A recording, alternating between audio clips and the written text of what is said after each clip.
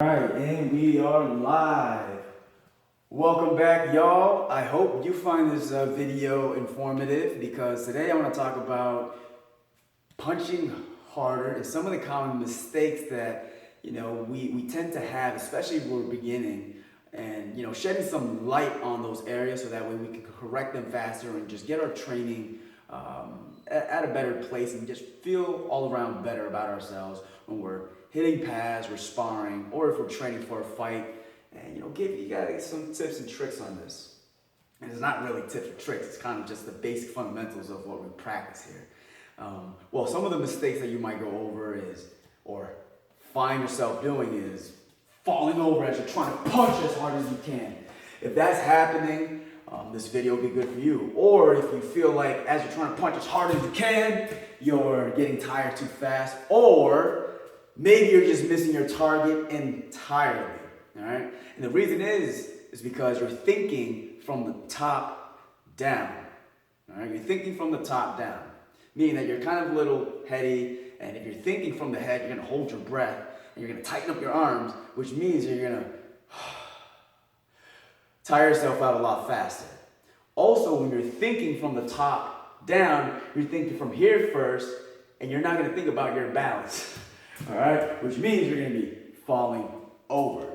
And those both of those things are going to help tie into basically you missing your target completely, because now you're not even at a place to be present in the moment. You're like, oh, I can't. I'm tired. I just want to hit hard. And the person in front of me sees this, and they can just get out of the way. All right? So you're telegraphing a lot of shots by doing that. So we're going to reverse that. Instead of thinking from the top down, we're going to go from the ground up. All right? And starting off with that chain that helps with our punching power. And I hope you guys can follow along. And if you have questions, feel free to leave a comment and just, say, hey, make a video about this. All right? Or just ask a question, I can help you with that. To the best of my knowledge. So the first thing we want to do is make sure we're starting from the feet. All right? I like to keep my heels up. That gives me more movement going forward or backwards. I'm never flat-footed, which means that I have less friction on the floor and I use less energy of, trying to be explosive.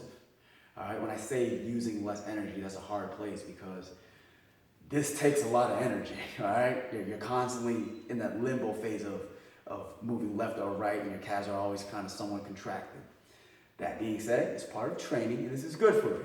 The next step is making sure your knees are bent, because you don't want to punch with straight legs, because now your momentum of your punch is going to follow, it's going to pull you, and you're not going to be able to kind of adjust.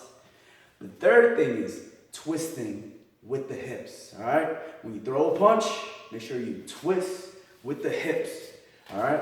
You don't really punch with the shoulders as much, all right? That's really just to help give you some extra inches when you twist with the hips and extend out the shoulder, all right?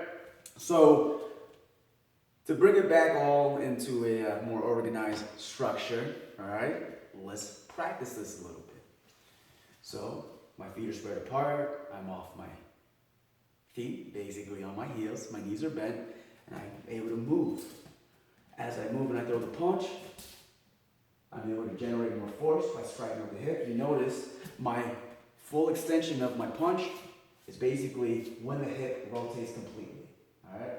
Now, when I do that, I can generate more power, which means I use less energy at the same time. You follow me? All right? Also, as you move your feet, it brings your head offline slightly. So now the partner in front of you, if you're sparring them, it makes them have to guess where your head's going to be at the throw punch, which means that now you can actually be more accurate. So I hope this video helped. And if it was if you have any questions, feel free to ask. All right, you guys?